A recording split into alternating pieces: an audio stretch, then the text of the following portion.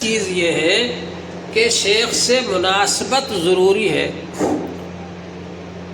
شیخ سے جتنی زیادہ مناسبت ہوگی اتنا ہی زیادہ فائدہ ہوگا۔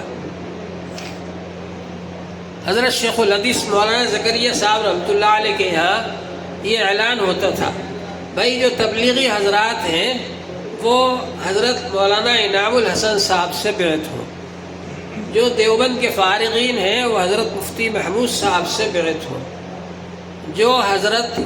جو ندوے سے فارغین ہیں وہ حضرت مولانا سید ابو الحسن علی ندوی سے بیعت ہو۔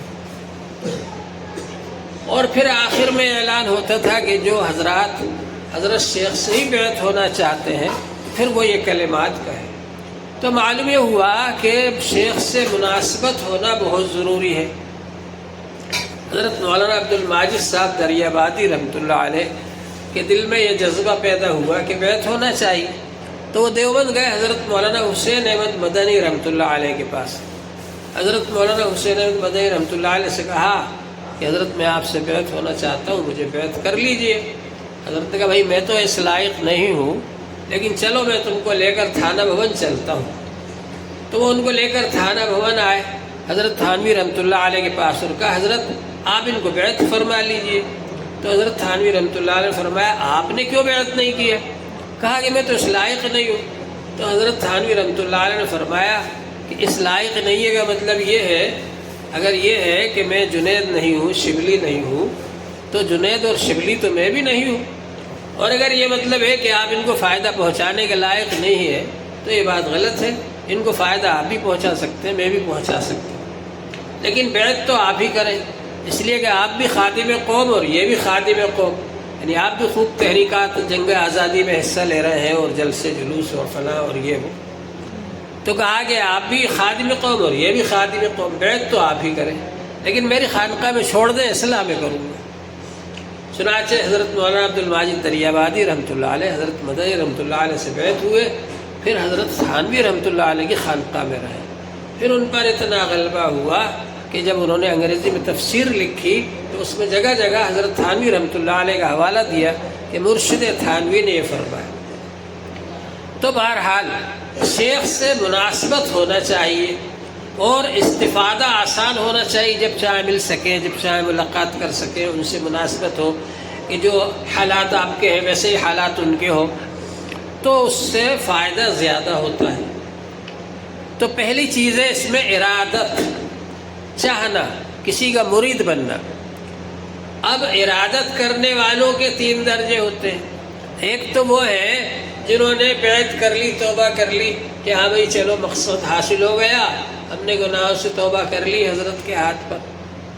ایک وہ ہے جو کہ ارادت کرنے کے بعد پھر ذکر بھی کرتے ہیں، ذکر سیکھتے ہیں کہ صاحب صرف مرید بن کر ہی گھر پر نہیں بیٹھ گئے بلکہ ذکر بھی سیکھ رہے ہیں، تو وہ ذکر بھی سیکھتے ہیں۔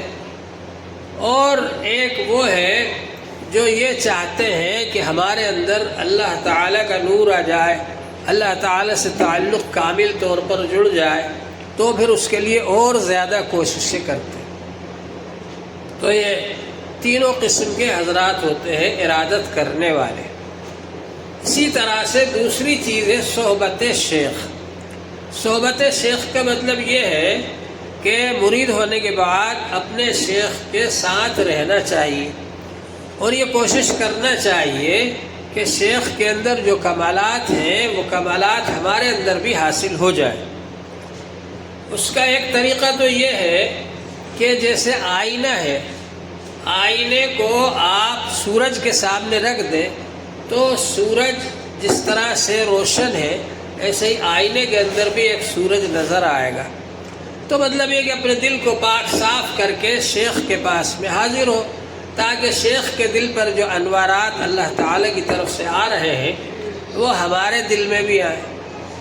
دوسرا طریقہ یہ ہے کہ شیخ کے دل سے اپنے آپ کو جوڑ لیں۔ جیسے ایک تالاب یہ ہے اور ایک تالاب وہ ہے، اب اس تالاب میں بہت مچھلیاں ہیں اور وہ تالاب مچھلیوں سے خالی ہے۔ اب اگر آپ چاہتے ہیں کہ جس تالاب میں مچھلیاں نہیں ہیں، خالی ہے، اس میں بھی مچھلیاں آ جائیں، تو آپ کو اس تالاب میں سے اس تالاب میں جوڑ پیدا کرنا پڑے گا، ایک نالی بنانا پڑے گی، رابطہ جوڑ ہوگا کہ اس تالاب کی مچھلیاں اس نالی میں سے اس تالاب میں چلی جائیں۔ اسی طرح سے شیخ کے دل میں جو فیض آتا ہے اللہ جل شانہ کا روحانی فیض، نورانی فیض، وہ مرید کے دل میں آ جائے، اس کے لیے شیخ کے دل سے جڑنا چاہیے، اور وہ ہے وحدت مطلب کے ذریعے، یعنی شیخ جس طرح رہنا پسند کرتے ہیں، شیخ جن چیزوں کو کرتے ہیں پسند کرتے ہیں، تو وہ چیزیں ہم بھی پسند کریں۔ شیخ کے ذریعے سے ہم اس بات کی کوشش کریں کہ اچھے اعمال ہمارے اندر آئیں، اچھائیاں ہمارے اندر آئیں۔ حضرت مولانا قاسم نانوتوی صاحب رحمۃ اللہ علیہ بہت بڑے بزرگ گزرے جنہوں نے دارالدیوبند قائم فرمایا، تو ایک صاحب تھے، ان سے بہت محبت رکھتے تھے، بہت تعلق رکھتے تھے، ان کے پاس آتے رہتے برابر، لیکن وہ پینٹ بوشرٹ پہننا نہیں چھوڑتے تھے۔ تو ایک دن ایسا ہوا کہ جمعہ کا دن تھا، اور وہ صاحب بھی آئے ہوئے تھے، تو حضرت نے ان سے فرمایا کہ بھائی آج تو جمعہ ہے، لاؤ تمہارے کپڑے مجھے لا دو آج۔ تو کہا ارے حضرت آپ یہ کیا فرما رہے ہیں؟ کہا کہ بھائی محبت کرنے والا دوست جو ہوتا ہے، ایک دوست دوسرے دوست کی نقل کرتا ہے، تم نے تو آج تک میری نقل کی نہیں، لاؤ آج میں ہی تمہاری نقل کروں، تمہارے کپڑے مجھے لا دو۔ تو وہ بہت شرمندہ ہوا، کہا نہیں نہیں حضرت، آج سے میں ہی آپ کی نقل کروں گا۔ تو شیخ سے تعلق کا مطلب یہ ہے کہ شیخ کو جو چیزیں پسند ہیں وہ کرنے کی کوشش کرے، یہ ہے وحدت مطلب، یہ اس سے زیادہ فائدہ پہنچتا ہے۔ اب اس کے بعد میں شیخ سے فیض حاصل کرنے کے لیے ضروری ہے صحبت، یعنی زیادہ سے زیادہ ان کے پاس رہیں، وقت گزاریں، ان سے علم حاصل کریں، ان سے فیض حاصل کریں۔ اپنے دل میں کوئی وسوسہ آئے، کوئی خیال آئے تو ان سے ظاہر کریں اور یہ کہیں کہ میرے دل کی اصلاح کیسے ہو، میرے دل میں اللہ کی محبت کیسے آئے، میرے دل میں اللہ کا نور کیسے آئے، اس کی فکر کریں۔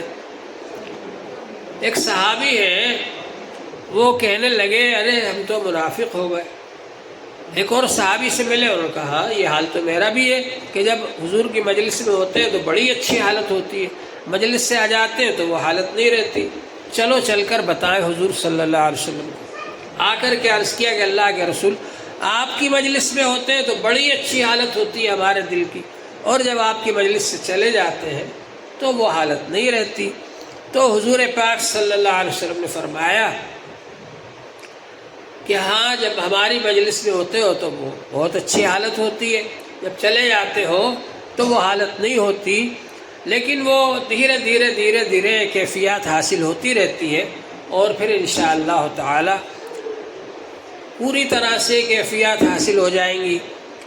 اور یہ فرمایا کہ جو کیفیتیں ہماری مجلس میں حاصل رہتی ہیں، اگر وہی کیفیتیں 24 گھنٹے تم کو حاصل ہو جائیں تو فرشتے راستے میں تم سے مصافحہ کرنے لگے۔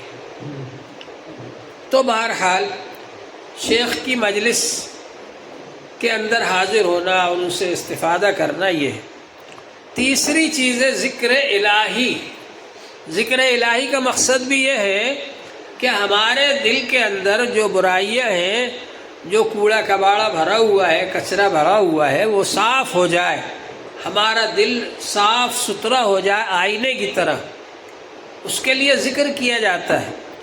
اور اس کا مقصد بھی یہ ہے کہ اللہ کا نور، اللہ کا فیض حاصل کیا جائے۔ دل جب صاف ہو جائے گا تو اس میں اللہ کا نور آئے گا، اللہ کا فیض آئے گا۔ ایک آئینہ وہ ہے جس میں زنگ لگا ہوا ہے یا جس کے اوپر کچرا پڑا ہوا ہے، مٹی پڑی ہوئی ہے، تو اس میں اگر اس کو سورج کے سامنے بھی رکھو گے تو نور نظر نہیں آئے گا، سورج نظر نہیں آئے گا۔ لیکن جب وہ آئینہ صاف ستھرا ہوگا پھر اس کو سورج کے سامنے رکھو گے تو اس میں سورج نظر آئے گا۔ تو ذکر الہی کرنے کا مقصد یہ ہے کہ اللہ تبارک و تعالیٰ کا ذکر کرتے کرتے اپنے دل کی صفائی ہو جائے اور اپنے دل کے اندر اللہ جل شانہ کا نور آنے لگے، اور یہ کیفیت حاصل ہو جائے کہ آدمی ہر وقت اپنے آپ کو اللہ جل شانہ کے سامنے سمجھنے لگے۔ وَهُوَ مَعَكُمْ أَيْنَمَا كُنْتُمْ، اللہ نے فرمایا جہاں بھی تم ہوتے ہو اللہ تمہارے ساتھ رہتا ہے۔ یہ یقین ہو جائے ہم کو، ان اللہ معنا، بے شک اللہ تعالی ہمارے ساتھ ہے۔ حضرت ابو بکر رضی اللہ تعالیٰ عنہ غار ثور کے اندر بہت زیادہ گھبرا رہے کہ یہ کافر لوگ یہاں تک آ گئے تلاش کرتے کرتے، اگر انہوں نے ذرا سا نیچے جھک کر دیکھا تو غار میں ہم لوگ بیٹھے ہوئے نظر آ جائیں گے۔ حضور پاک صلی اللہ علیہ وآلہ وسلم بہت اطمینان سے ہے، اور جب دیکھا کہ ابوبکر رضی اللہ عنہ گھبرا رہے ہیں تو حضور پاک صلی اللہ علیہ وآلہ وسلم نے فرمایا لا تحزن ان اللہ معنا، ہرگز تم رنج نہ کرو، غم نہ کرو، فکر نہ کرو، اللہ ہمارے ساتھ۔ تو اللہ پر ایسا یقین اور اللہ کے ساتھ ہونے کا ایسا یقین ہو جائے کہ واقعی اللہ تعالی ہر وقت ہمارے ساتھ ہے، ان اللہ معنا۔ تو حضور پاک صلی اللہ علیہ وآلہ وسلم نے یہ بات فرمائی ابوبکر رضی اللہ تعالیٰ عنہ۔ اسی طرح سے ہم لوگوں کو یقین ہو جائے کہ اللہ تعالی ہمارے ساتھ ہے، اور خاص طور سے جب انسان ذکر کرتا ہے اللہ تعالیٰ فرماتے انا مع عبدی اذا ذکرنی، جب میرا بندہ میری یاد کرتا ہے، میرا ذکر کرتا ہے تو میں اس کے ساتھ ہوتا ہوں۔ ما تحرکت بی شفتاہ، جب تک اس کے ہونٹ ہلتے رہتے ہیں اور میرا ذکر کرتا رہتا ہے میں اس کے ساتھ ہوتا ہوں۔ تو اللہ جل شانہ اس بندے کے ساتھ ہوتے ہیں اس وقت جب کہ وہ ذکر کرتا ہے۔ یہ کتنی بڑی فضیلت ہے، کتنی بڑی عظمت ہے انسان کے لیے کہ اللہ جل شانہ اس کے ساتھ۔ تو ذکر الہی یہ جو سیکھا جاتا ہے، ذکر الہی کرتے کرتے کرتے کرتے آدمی کو یہ کیفیت حاصل ہو جاتی ہے کہ وہ ہر وقت اللہ تعالیٰ کو اپنے ساتھ سمجھنے لگتا ہے۔ یہ سمجھتا ہے کہ اللہ تعالیٰ مجھے دیکھ رہا ہے، جس کو حدیث پاک میں کہا ہے ان تعبد اللہ کأنک تراہ فإن لم تکن تراہ فإنہ یراک۔ ذکر کرنے کا مقصد یہ ہے کہ انسان کو یہ کیفیت حاصل ہو جائے کہ وہ اللہ تعالیٰ کو دیکھ رہا ہے۔ اولیاء کرام کو یہ کیفیت حاصل ہو جاتی ہے، وہ اللہ جل شانہ کی تجلیات کا مشاہدہ کرتے۔ اللہ جل شانہ کی تجلیات جو برس رہی ہیں خانہ کعبہ پر، اللہ تعالیٰ کی تجلیات جو برستی ہیں، انسان جب اللہ کا ذکر کرتا ہے اللہ کی تجلیات جو برس رہی ہیں، اس وقت جب کہ انسان قرآن پاک کی تلاوت کرتا ہے تو وہ تجلیات ان کو نظر آنے لگتی ہیں، مشاہدہ ہوتا ہے ان کا۔ حضرت حاجی امداد اللہ مہاجر مکی رحمۃ اللہ علیہ جب مکہ شریف تشریف لے گئے تو انگریزوں نے یہاں سے کوشش کی کہ شریف مکہ جو گورنر تھا مکے کا اس کو ملا لیا انگریزوں نے اور کہا کہ ان کو پکڑ کے لاؤ۔ تو حضرت حاجی امداد اللہ مہاجر مکی رحمۃ اللہ علیہ کو وہاں ان لوگوں نے پکڑنے کی کوشش کی۔ حضرت صاحب نے فرمایا شریف مکہ کیا سمجھتا ہے کہ ہم کو کعبے سے نکال دے گا تو ہم سے تجلیات چھین لے گا؟ تجلیات جلالیہ کا نام کعبہ ہے اور تجلیات جمالیہ کا نام مدینہ ہے، اور جہاں ہم بیٹھیں گے وہاں تجلیات جلالیہ بھی ہوں گی اور تجلیات جمالیہ بھی ہوں گی۔ تو یہ اکابر کہتے نہیں ہیں، لیکن کبھی کبھی جوش میں یا ایسے موقع پر جب کہ لوگ مجبور کر رہے ہوں ایسی باتیں زبان سے نکل جاتی ہیں۔ تو حقیقت یہ ہے کہ انسان کو ذکر کرتے کرتے وہ مقام حاصل ہو جاتا ہے کہ تجلیات جلالیہ اور تجلیات جمالیہ کا وہ مشاہدہ کرتا ہے۔ ان تعبد اللہ کأنک تراہ، اللہ کی ایسی عبادت کرو گویا کہ اللہ کو دیکھ رہے ہو۔ یہ ہے سب سے اعلیٰ مقام جس کو حاصل کرنے کی کوشش کرنا چاہیے، تمنا کرنا چاہیے اور اس کے لیے ذکر کرنا چاہیے۔ دوسرا درجہ ہے اگر یہ مقام حاصل نہ ہو ان تعبد اللہ کانک تراہ فإن لم تکن تراہ، اگر تم اللہ کو نہیں دیکھ رہے ہو فإنہ یراک، تو یہ یقین رکھو کہ اللہ مجھے دیکھ رہا ہے۔ اسکول کے بچے، مدرسے کے بچے اگر یہ یقین رکھیں کہ استاذ ہمیں دیکھ رہے تو وہ شرارت نہیں کریں گے، مستی نہیں کریں گے، وہ پڑھتے رہیں گے، کیونکہ ان کو معلوم ہے کہ استاذ دیکھ رہے ہیں اور ابھی آ کے پٹائی لگائیں گے، اس لیے نہیں کریں گے مستی۔ تو انسان کو اگر یقین ہو جائے کہ اللہ تعالیٰ مجھے دیکھ رہے ہیں تو وہ گناہوں سے بچے گا، برائیوں سے بچے گا اور اللہ کے حکم کے مطابق زندگی گزارے۔ تو اللہ جل شانہ نے ہم لوگوں کو اس لائن سے جوڑا۔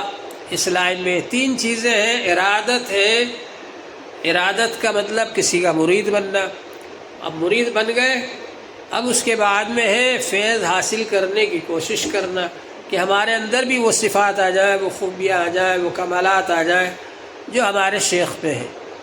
تیسری چیز ہے ذکر الہی۔ ذکر الہی کا مقصد بھی یہ ہے کہ ہمارا دل صاف ہو جائے آئینے کی طرح، اور اس میں پھر وہ تجلیات اور انوارات آ جائیں جو کہ ہمارے شیخ کے اندر موجود ہیں یا ہمارے بزرگوں کے اندر موجود ہیں۔ اس مقصد کے لیے اللہ کا ذکر کرنا چاہیے۔ ذکر الہی کا اصل مقصد تو یہی ہے کہ اللہ راضی ہو جائے، اور جب اللہ تعالیٰ راضی ہو جائیں گے تو سب کچھ مل جائے گا۔ اللہ تعالیٰ کی رضا ہی اصل ہے۔ اللہ تعالیٰ کی رضا حاصل کرنے کے لیے انسان نماز پڑھتا ہے، اللہ کی رضا حاصل کرنے کے لیے انسان قرآن پاک کی تلاوت کرتا ہے، اللہ کی رضا حاصل کرنے کے لیے انسان ذکر الہی کرتا ہے۔ ہر چیز کا الگ نور ہے۔ ان الصلاۃ تنہی عن الفحشاء والمنکر، نماز بے حیائی برائی سے روکتی ہے۔ ان العبد اذا صلی یناجی ربہ، بندہ جب نماز پڑھتا ہے اپنے رب سے مناجات کرتا ہے، سرگوشی کرتا ہے، بات چیت کرتا ہے اپنے رب سے، اور جب قرآن پاک پڑھتا ہے تو اللہ تعالیٰ بات چیت کرتے ہیں انسان سے۔ تو نماز کا بھی نور ہے، ایسا ہی قرآن پاک کی تلاوت کا نور ہے۔ بزرگوں نے فرمایا کہ قرآن پاک کی تلاوت کرنے سے نور دیر سے حاصل ہوتا ہے، لیکن دیر تک رہتا ہے پھر وہ انسان کے پاس، اور ذکر کرنے سے نور جلدی حاصل ہوتا ہے لیکن جلدی زائل بھی ہو جاتا ہے۔ آدمی نے ذکر چھوڑ دیا، وہ نور ختم ہو گیا۔ ذکر جو ہے وہ ایسی چیز ہے جیسے ماں کا دودھ ہوتا ہے، سب سے زیادہ آسان اور ہلکی پھلکی غذا بچے کے لیے ماں کا دودھ ہے۔ اس لیے ڈاکٹر کہتے ہیں کہ بچے کو کوئی دوسرا دودھ بھی نہ پلاؤ، صرف ماں کا دودھ پلاؤ، یہی ہضم ہوگا ابھی۔ تو ذکر جو ہے اس کے ذریعے اللہ سے تعلق جلدی جڑتا ہے، اللہ کا نور جلدی حاصل ہوتا ہے، لیکن یہ اتنی نازک چیز ہے کہ اگر ذکر چھوڑ دیا جائے تو اللہ کا نور زائل بھی ہو جاتا ہے، ختم بھی ہو جاتا ہے۔ اس لیے ذکر کرتے رہیں کرتے رہیں کرتے رہیں۔ کسی بھی چیز سے فائدہ حاصل کرنے کے لیے مستقل طور پر اس کو کرنا ضروری ہے تاکہ اس سے فائدہ ہو۔ خیر العمل ما دیم علیہ وان قل، حضور صلی اللہ علیہ وآلہ وسلم نے فرمایا بہترین کام وہ ہے جس کو پابندی سے کیا جائے، اگرچہ وہ تھوڑا ہو، کم ہو تب بھی فائدہ دے گا۔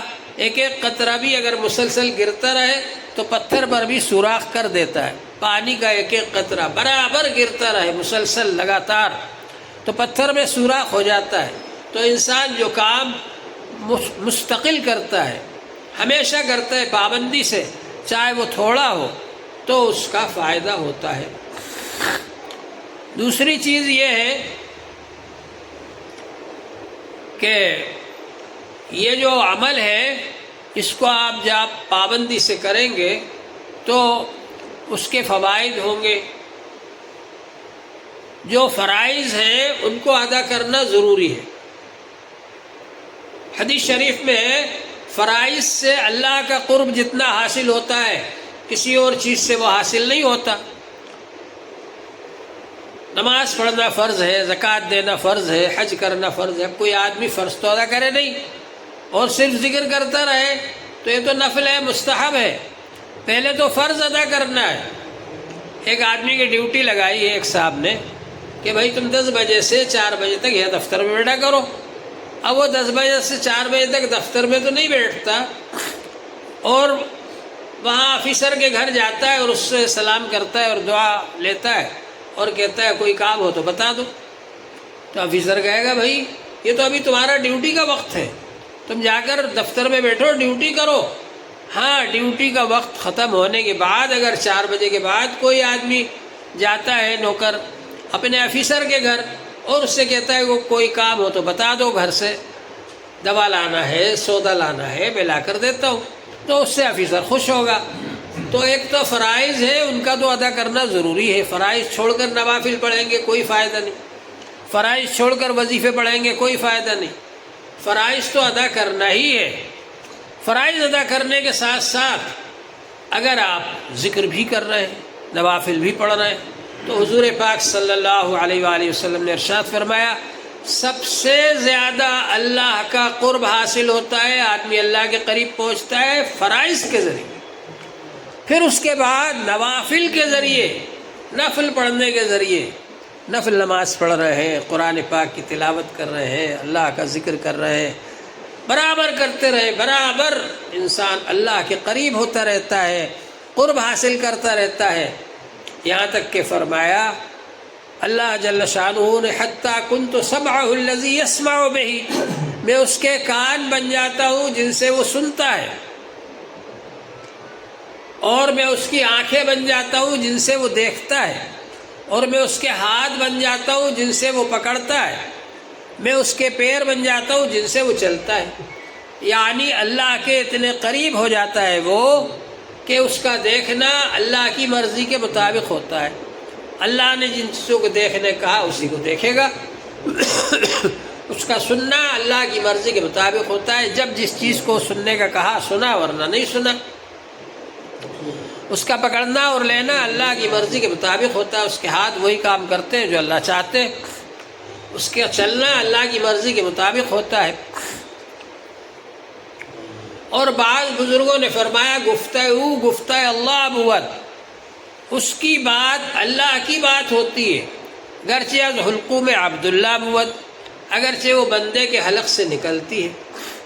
ظاہراً ایسا لگتا ہے کہ یہ بندہ کہہ رہا ہے، لیکن وہ اللہ کی بات ہوتی ہے.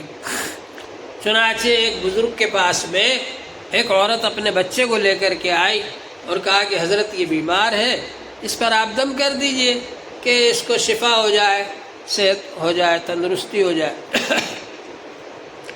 حضرت نے فرمایا میں کیا کر سکتا ہوں، بیمار ہے تو لے جائے ڈاکٹر کے پاس. اب وہ بیچاری چلی گئی. اب حضرت کو الہام ہوا کہ تم کو یہ چاہیے تھا کہ اس پر پڑھ کر دم کر دیتے. شفا دینا نہیں دینا تو ہمارا کام ہے، تمہارا کام تھوڑی ہے. بھی کنے ہم کرتے ہیں، شفا ہم دیتے ہیں. تو آپ کو تو یہ چاہیے تھا کہ آپ ان کو پڑھ کر دم کر دیتے. شفا دینا نہیں دینا ہمارا کام ہے، آپ کا کام نہیں ہے. آپ تو صرف پڑھ کر دم کر دیتے جب وہ آپ کے پاس آئی تھی. تو اب وہ بزرگ کو جب یہ الہام ہوا تو فوراً دوڑے اور اس کو بلوایا عورت کو اور کہا مامی کنے مامی کنے مامی، ہم کرتے ہیں.